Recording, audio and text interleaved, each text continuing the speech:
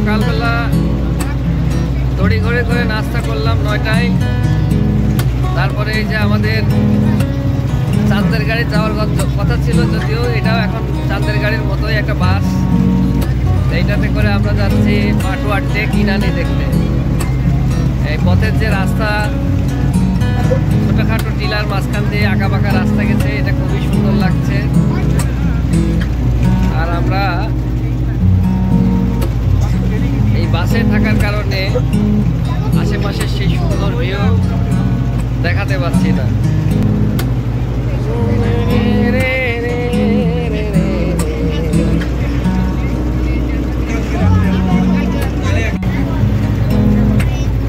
আমরা যাচ্ছি বান্দরবান না, আমরা যাচ্ছি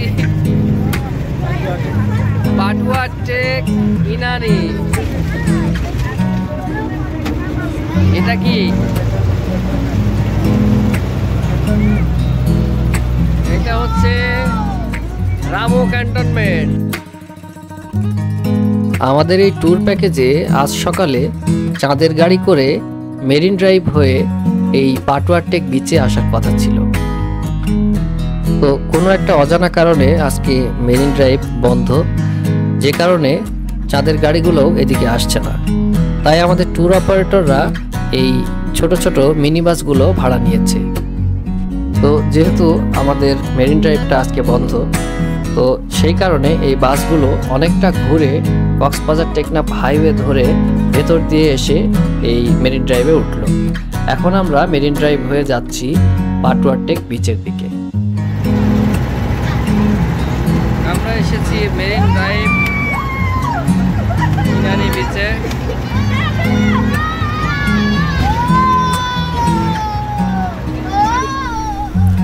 মেরিন ড্রাইভে আসতেই বাসের সবাই আনন্দ উল্লাস করতে লাগলো।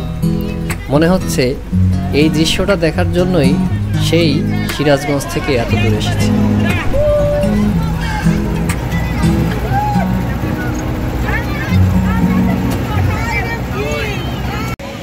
Lions roaring in the morning sun, searching for a longer day. People feeling like the light has just come. We must never stop the way. Yeah. Birds jumping and I hear my name, grasping into a life. Life is happy but it's so insane. We must merely make a start.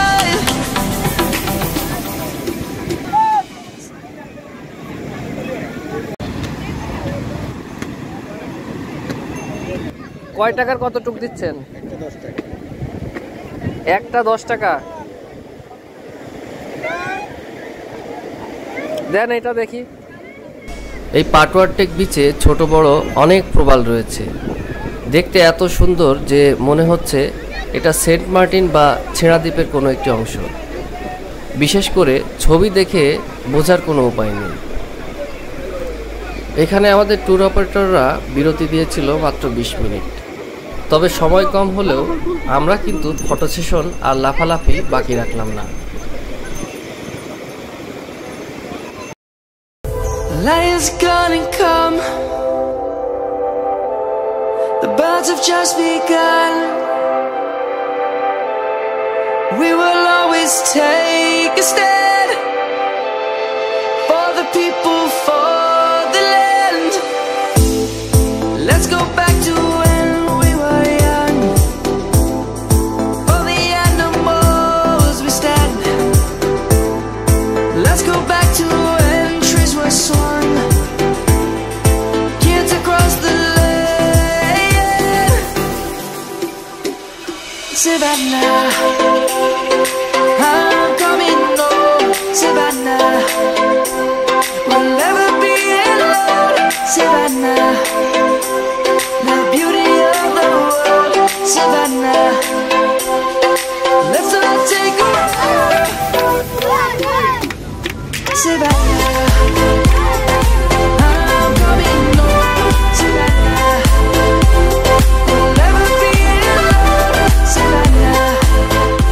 পাটওয়ার take দেখে আমরা marine drive ধরে ইনানি বিচের দিকে চলছি। Let's all take a roll.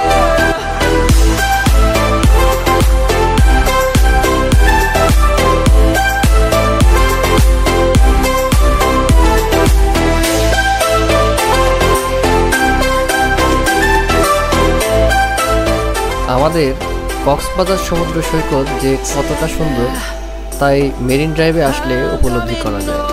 Savannah, we'll never be alone. Savannah.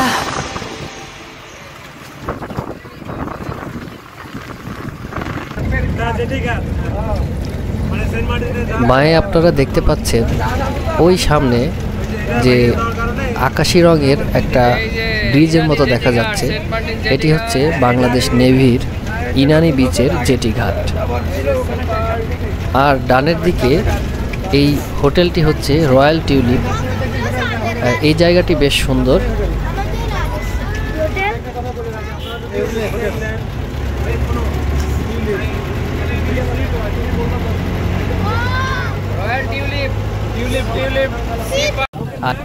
এটি হচ্ছে সেই Inani beach, actual Inani beach. আমরা সময় স্বল্পতার কারণে বিচে নামলাম না, কারণ আমাদের এখনও হিমছড়ি ঝর্ণা এবং হিমছড়ি পাহাড়ে ওঠা বাকি আছে। তাই এখানে আর দেরি না করে আমরা সোজা চললাম হিমছড়ির পথে।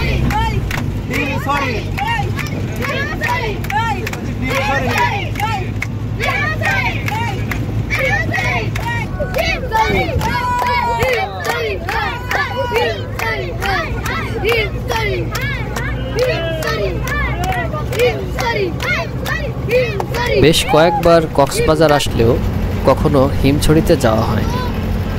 তো আজকের এই ট্যুরের সুবাদে আমার হিমছড়ি দেখার একটা সুযোগ হয়ে গেল। আমাদের বাস হিমছড়ি এসে পৌঁছালো। সামনে যে সুন্দর সি বিচটি দেখতে পাচ্ছেন এটি ঠিক হিমছড়ি পাহাড়ের সামনেই। আমরা এখানে 2-1 মিনিট দাঁড়িয়েই ঝর্ণাটা দেখতে চললাম। এই পথ দিয়ে একটু সামনে গেলেই দেখতে পাবেন সেই বিখ্যাত হিমছড়ির ঝর্ণা।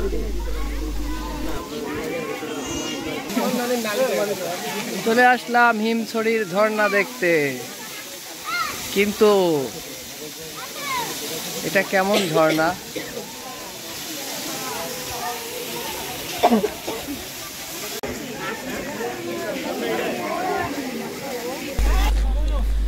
হিমছড়ির ঝর্ণা দেখেই সোজা উঠে পড়লাম হিমছড়ি পাহাড়ের চূড়ায়।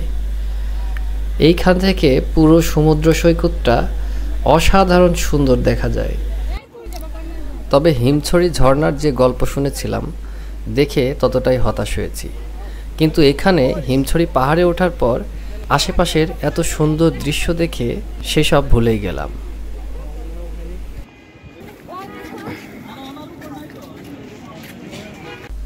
এখন যে জায়গাটা দেখতে পাচ্ছেন এটা হিমছড়ি পাহাড়ের একটা সেলফি স্পট। তবে এই পাহাড়ের প্রধান আকর্ষণ আছে পাহাড়ের টপ পয়েন্টে। এক কথায় অসাধারণ ভিউ, সেটা দেখতে ঠিক এই রকম।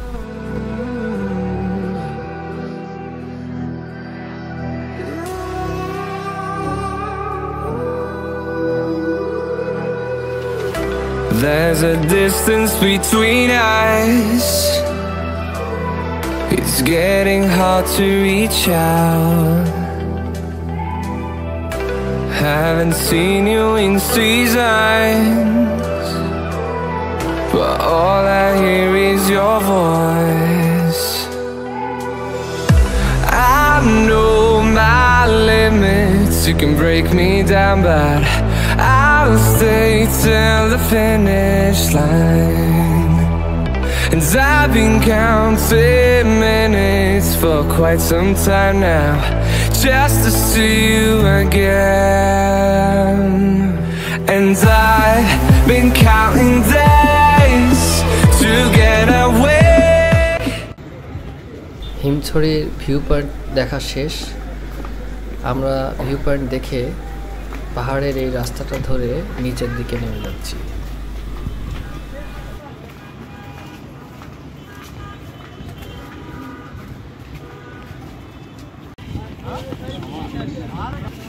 হিমছড়ি পাহাড়ের চূড়া থেকে নেমে যাচ্ছি আমরা।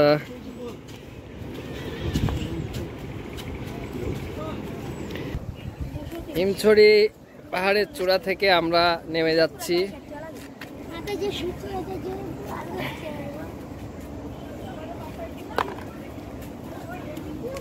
আমি এবং জুনাইরা বাবু হিমছড়ি পাহাড় থেকে নেমে যাচ্ছি ধীরে ধীরে। দেখুন কি খাড়া পাহাড় এইখানে।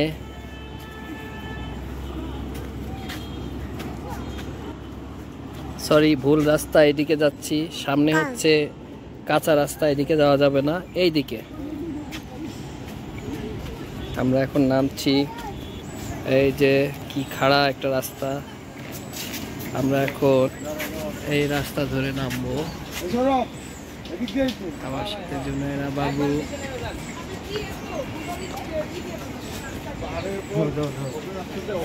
হ্যাঁ, হিমছড়ি পাহাড়ের সবচেয়ে খাড়া সিঁড়ি এটা।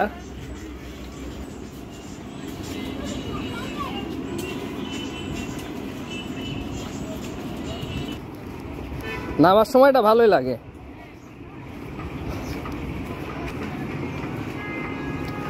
খুব আরামে নেমে যাচ্ছি আমরা, লিফটের মতো।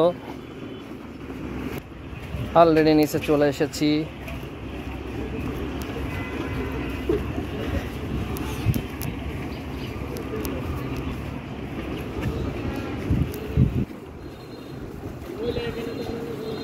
হিমছড়ি দেখে আমাদের কক্সবাজারের হোটেলে পৌঁছাতে পৌঁছাতে সন্ধে নেমে এলো। হোটেলে গিয়ে কিছুক্ষণ ফ্রেশ হয়ে সোজা চলে এলাম সুগন্ধা পয়েন্টে। সন্ধেবেলায় এই সি বিচে কিছুক্ষণ দাঁড়িয়ে থেকে গা জুড়িয়ে এলো। এরপর একটু সি ফুড ট্রাই করতে চললাম সি ফুড মার্কেটের দিকে।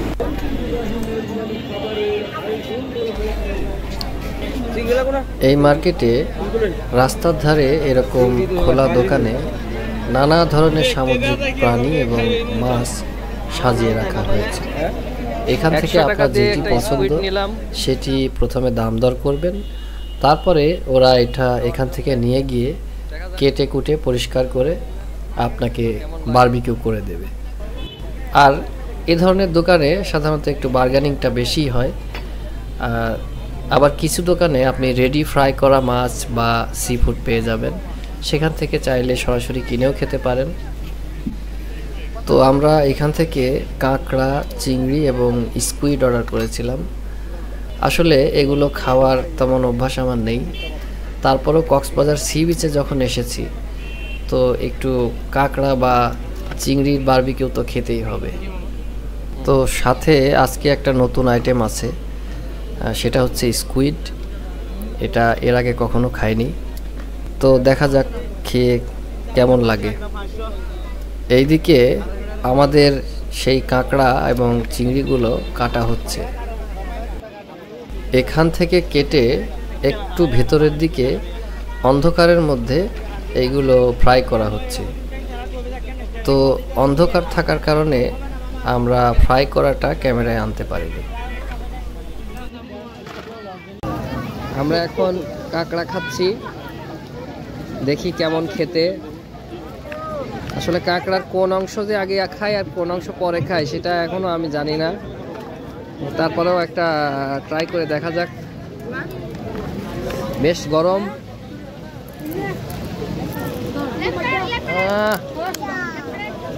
মারাত্মক স্বাদ। আমাদের এই ট্যুরটা ছিল মাত্র একদিনের, তো কিছুক্ষণ পরেই আমরা আমাদের বাড়ির উদ্দেশ্যে রওনা হব। তাই সুগন্ধা পয়েন্টের পাশে এই বার্মিজ মার্কেটে কিছু কেনাকাটা করে সোজা চলে এলাম হোটেলে।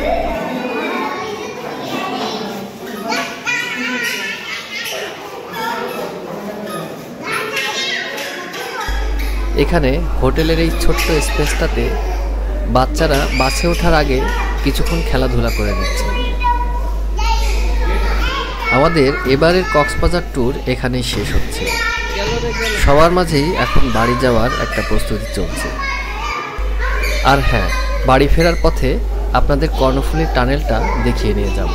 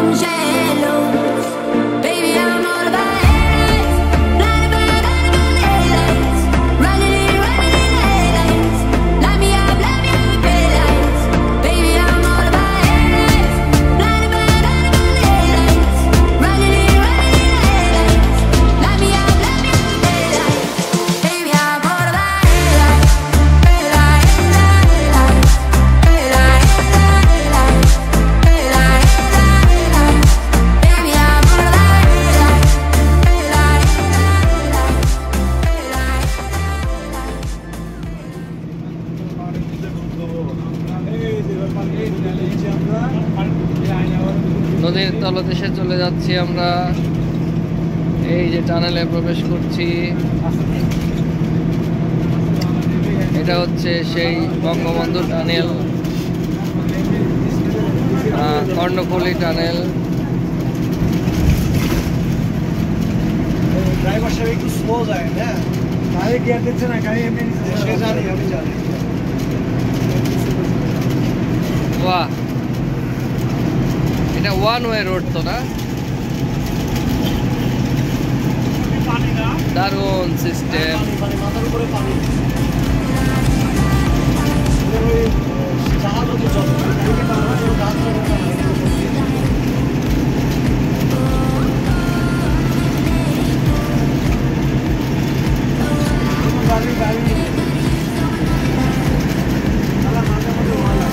আমরা এখনো নেমেই চলেছি,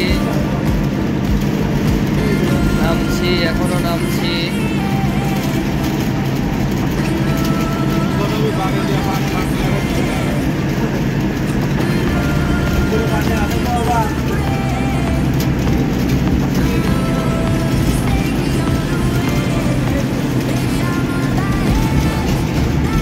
আমরা নামছি।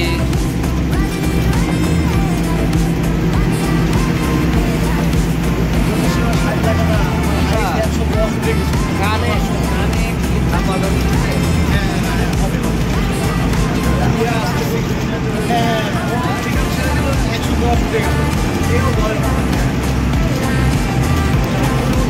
এয়ার প্রেশারের তারতম্যের কারণে কানে ধাপা ধরছে।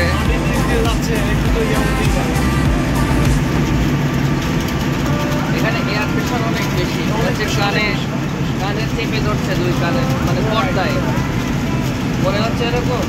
এবং মানে হার্ট পাম্প করতেছে বেশি। হ্যাঁ, এবং আমরা কিন্তু ক্রমে নেমেই যাচ্ছি, আমরা কিন্তু আর উপরে উঠছি না। অলরেডি আমাদের ওঠা শুরু হয়েছে, ধীরে ধীরে উপরে উঠছি।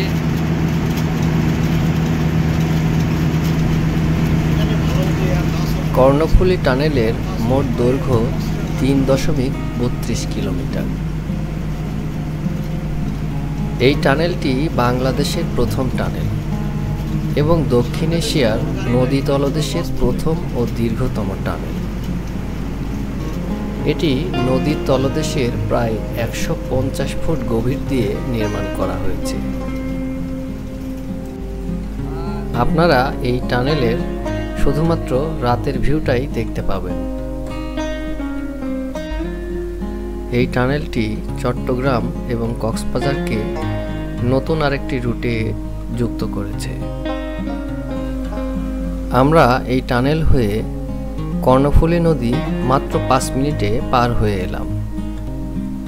আর এখানেই শেষ হচ্ছে আমাদের এবারের কক্সবাজার ভ্রমণ। এতক্ষণ ধরে যারা ধৈর্য সহকারে আমার পুরো ভিডিওটি দেখেছেন তাদের সবাইকে জানাই অশেষ ধন্যবাদ।